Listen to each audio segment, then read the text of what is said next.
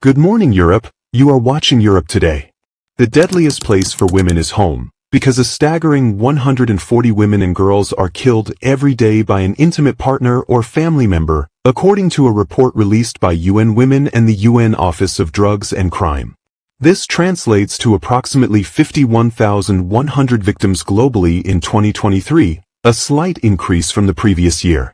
About 60% of 85,000 women and girls killed across the world in 2023 were at the hands of an intimate partner or a family member, the 36-page report by the UN Office on Drugs and Crime UNODC published on Monday to mark the International Day for the Elimination of Violence Against Women, report says. But the two agencies stressed that women and girls everywhere continue to be affected by this extreme form of gender-based violence, and no region is excluded. Nyaradze Gumbansvanda, UN Women's Deputy Executive Director said, "What the data is telling us is that it is the private and domestic spheres of women's lives, where they should be safest, that so many of them are being exposed to deadly violence. We see the numbers in this report as the tip of the iceberg," she said. "Because we know not all women's deaths are recorded, and not all causes of death are accurately recorded as femicides, and there were many communities where we couldn't access any information." The UN Global Estimates on Femicide, defined as the gender-related killing of women and girls, showed an overall decrease on the 89,000 intentional deaths of women and girls in 2022, but an increase in numbers killed by intimate partners and family members. Africa features as the region with the highest number of female victims, with an estimated 21,700 women and girls killed by an intimate partner or a family member in 2023. The continent also continues to account for the highest number of victims relative to the size of its population, 2.9 victims per 100,000. There were also high rates last year in the Americas with 1.6 female victims per 100,000, and in Oceania with 1.5 per 100,000, report said. Rates were significantly lower in Asia at 0.8 victims per 100,000 and Europe at 0.6 per 100,000.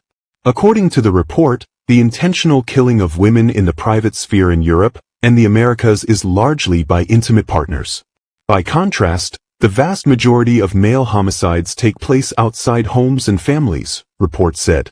Even though men and boys account for the vast majority of homicide victims, women and girls continue to be disproportionately affected by lethal violence in the private sphere.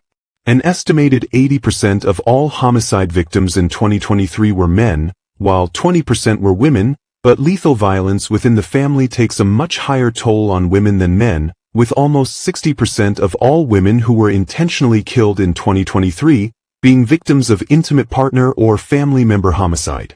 Despite efforts to prevent the killing of women and girls by countries, their killings remain at alarmingly high levels. They are often the culmination of repeated episodes of gender-based violence, which means they are preventable through timely and effective interventions. Millions of women begin their days filled with trepidation, adjusting their daily routes, their clothing, their conduct, their decisions, not out of choice, but out of necessity to protect themselves.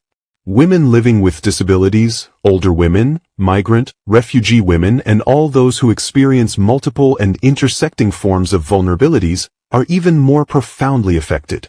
Living under such constant stress and constraint stifles their freedom, creativity, and opportunities. It limits their access to education and employment and restricts their participation in public life. When a significant portion of our population cannot operate freely or live without fear, the social and economic potential of communities, families, and nations is diminished. Violence against women and girls is not only a grave violation of human rights, it is a fundamental barrier to human progress. It is an impediment to the realization of the Sustainable Development Goals. It poses a direct threat to the security and stability of countries. It is being exacerbated by the growing global backlash against gender equality. And by the multitude of crises facing our world, women and girls are disproportionately impacted by conflicts, climate change, health, and economic crises. Thanks for watching Europe Today.